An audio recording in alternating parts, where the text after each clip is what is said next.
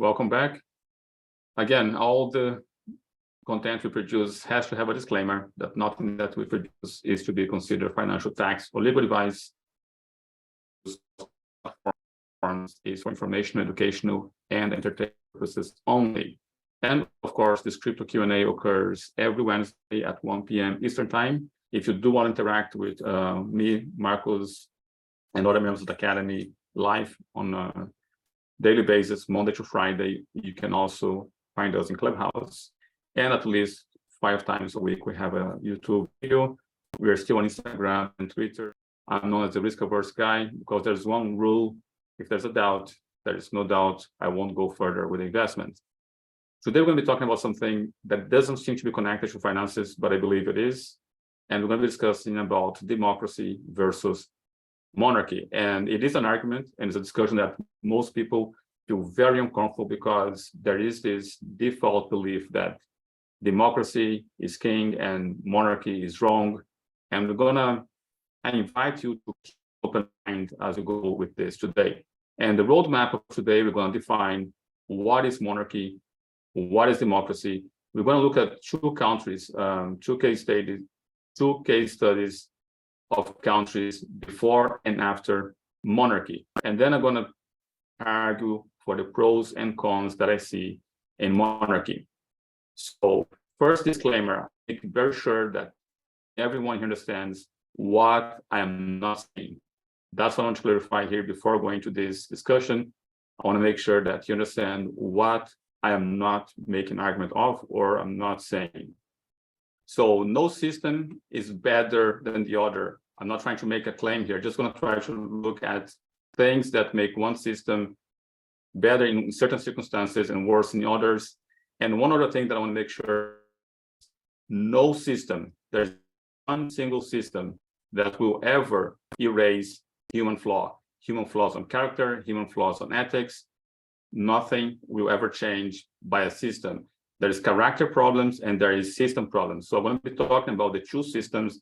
I'm not going to be talking about human character flaws. That's one thing I want to make sure. We're talking about the system, not the human flaws. So please keep an open mind to this discussion. So democracy, what is democracy? It's mainly attributed to the voting system. It's a political system which the citizens are sovereign, at least allegedly, and the citizens control the government. That is a definition. That is not what I see happening. I see democracy being a system where the citizens, the population, they are afraid of the government and not the other way around. So let's look at monarchy. What is monarchy?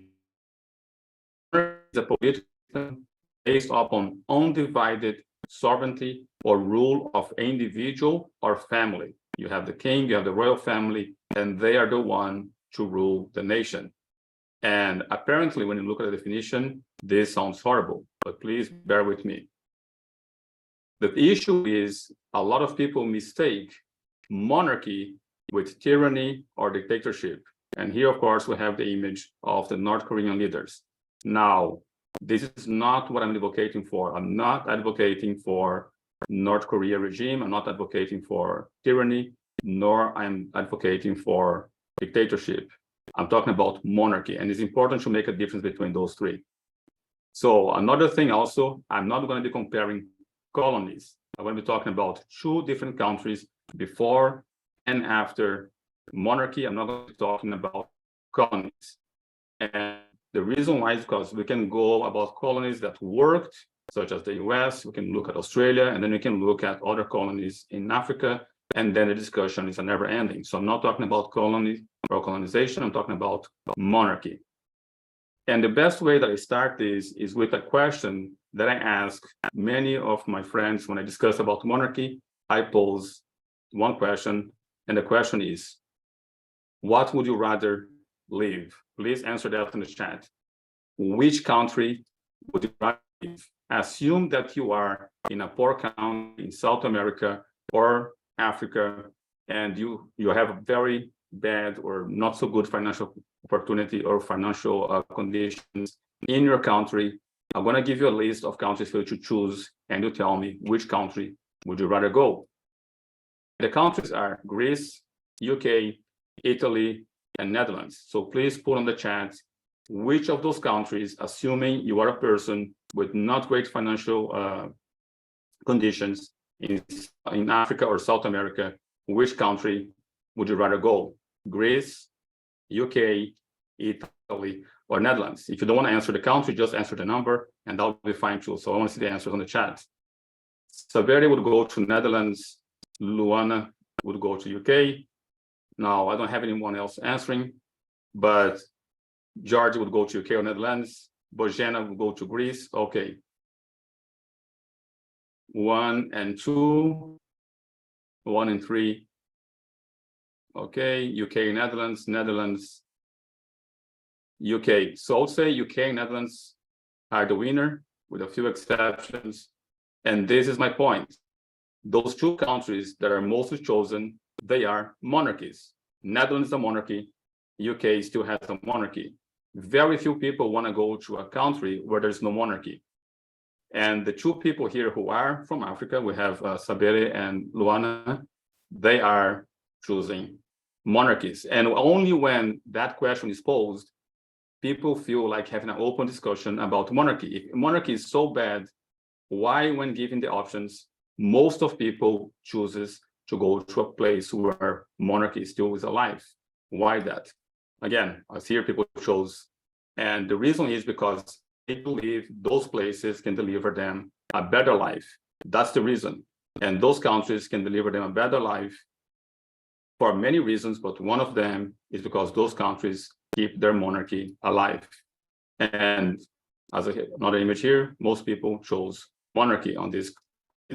So that's the observation about monarchies and the situation of today. A lot of people are already better today at the country, living a life better than many kings, thanks to technology. All the people that answer questions, not very privileged, you happen to have NASA in your pocket. You have in your pocket a technology that no kingdom could ever summon. It was a dream of every king to have the technology that we have in our pocket. And yet, people still want to go to a place where monarchy prevails. So let's look at two countries during and after monarchy.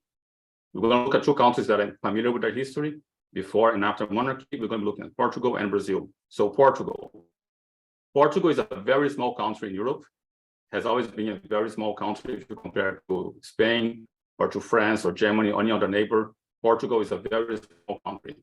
However, Portugal, it's a country that not today, but in the time of kingdom, was a very wealthy country and managed to conquer large amounts of land in South America, the wealthiest.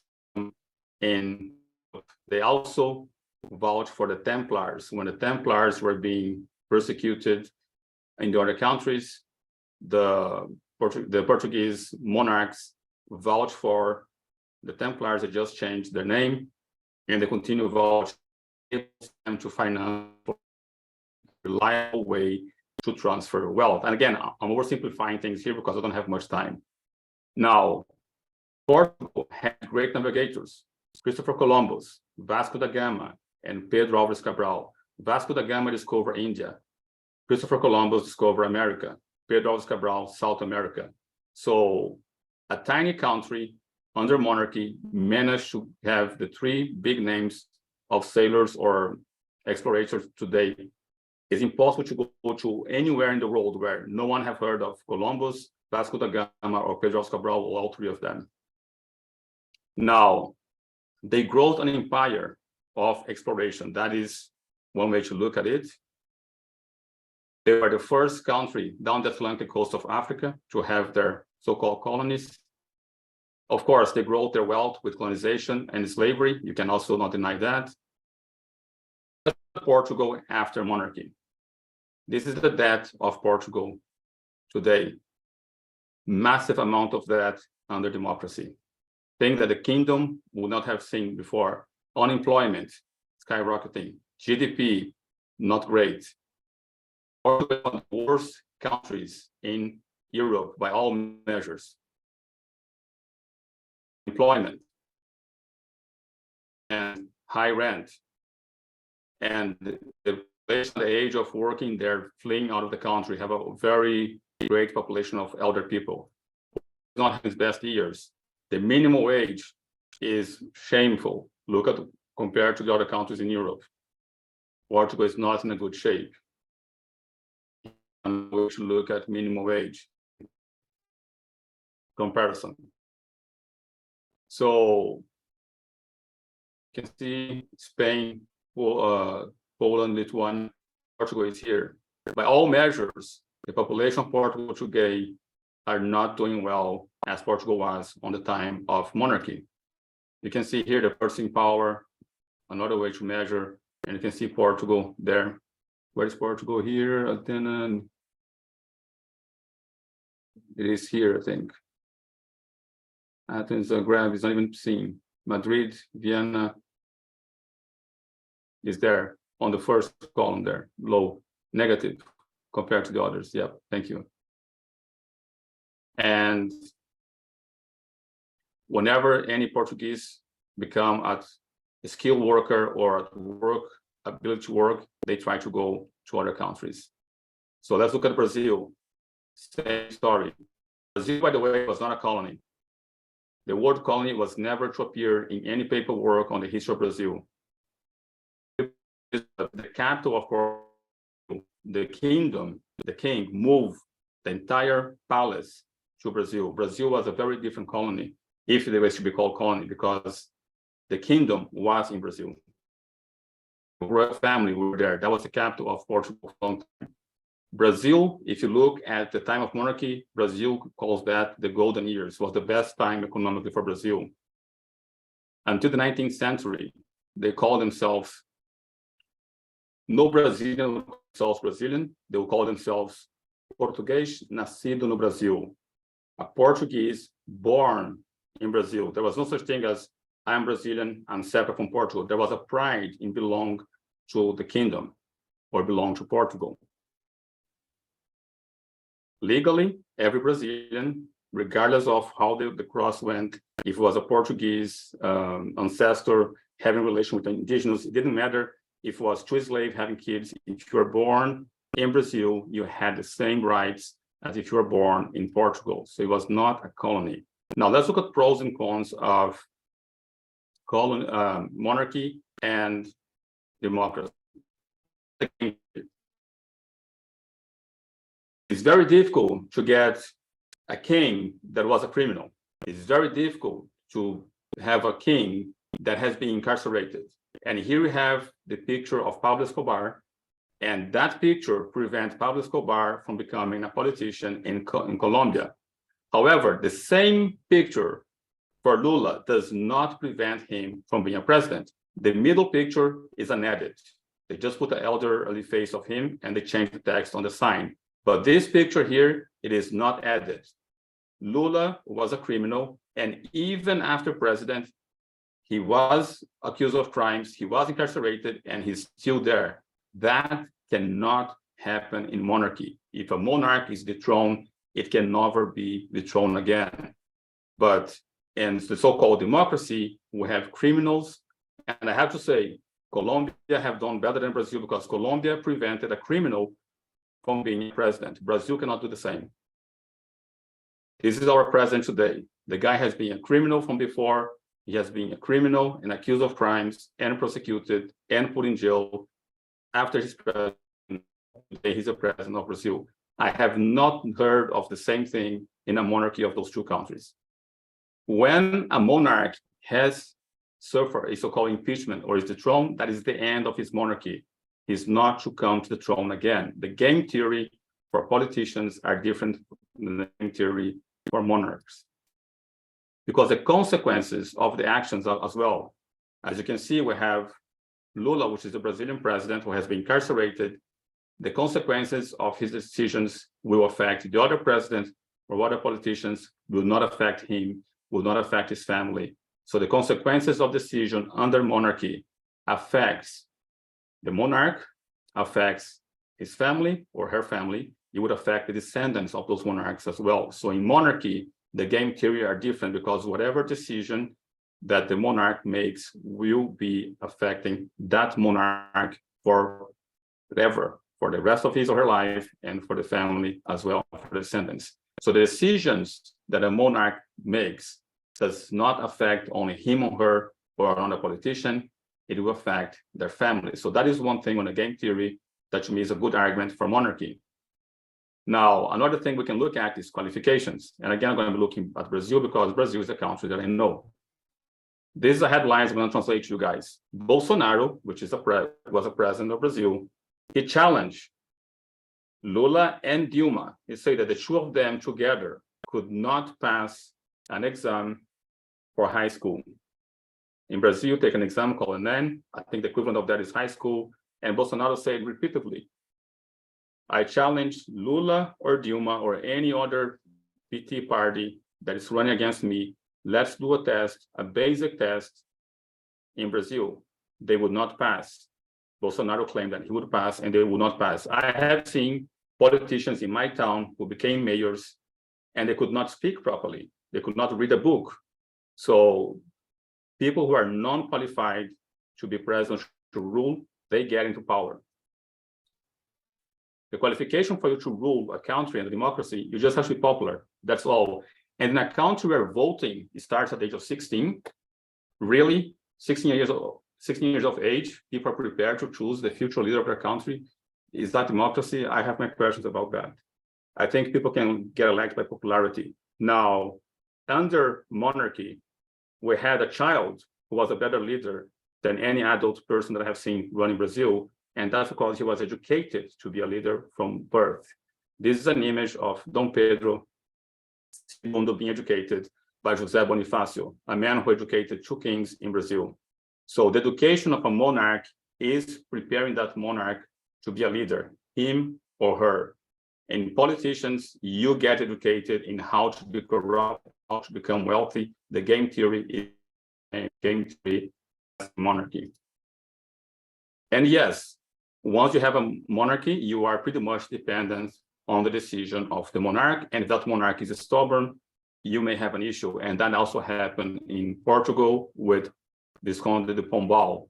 It was a period in Portugal where one person could influence the king, and that was a dark period to Portugal. But again, the monarch suffered the consequences. And there is a limit to the stubbornness of a monarch because that monarch must be aware of the consequences that's going to be inflicted on him, her, and her family, or their family. Another thing which is positive about monarchy, the law alterations occurs faster. In the government system that we have today in the so-called democracy, technology moves really fast, but alterations of law does not match the speed in which technology and society changes. So another thing I want to talk about is the ethical code of a monarch versus a politician in terms of right and wrong. I'm going to give two examples again, Brazil and Portugal. The monarch feels a huge tie to the land, a huge compromise to the land that politicians do not have. I'm just going to give two examples to you guys. When Dom Pedro II left Brazil, two things happened. He was offered money because he left broke. And the question he asked was, did that money that you're giving to me was voted to be mine or passed on to me by the parliament? And the answer was no. Dom Pedro said, I'm not going to do that. Keep that money belongs to the nation, not to me. Another thing that he did, he took enough soil to have Brazilian soil put up on him on his death. So the only thing that he took from Brazil when he left, besides his own possession, was enough soil so that whenever he died, Brazilian soil would be up on his chest. I challenge anyone here to find any politician with this kind of love or commitment to their nation. Dom Manuel, Dom Manuel II, the last king of Portugal, the same thing. He took Portuguese soil when he went to the UK and he married. He had his wedding. He was standing on Portuguese soil that he carried with him. And consequently, when he died, that soil went up his chest as well. So this is just a few examples. I don't have other examples because I was born in Brazil. I'm now in Portugal. Those are the countries that I know. But if I never found a politician, nor in Brazil, nor in Portugal, that have this kind of commitment and this kind of connection to their nation and to their land. The love for the nation has no match. Again, I don't think any politician would ever have the same kind of commitment, the same kind of connection, the same kind of love to the nation and to the name and reputation of their country as monarchs have had.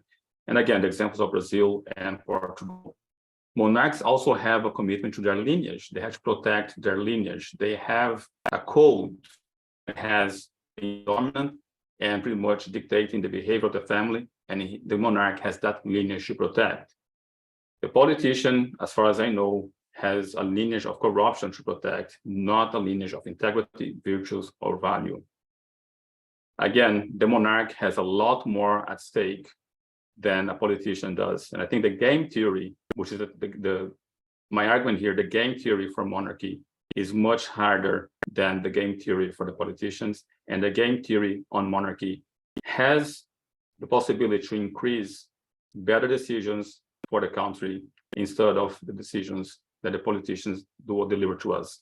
So to recap, we talk about democracy, we talk about monarchy, and again, I talk about two countries before and after monarchy, and I dispute the pros and cons of monarchy from the game theory perspective. I know it's a very brief presentation. I wish I had more time to do this, but it's just a way to start the discussion. If you guys have more questions, please let me know here live now on the comments below for those who are watching on YouTube.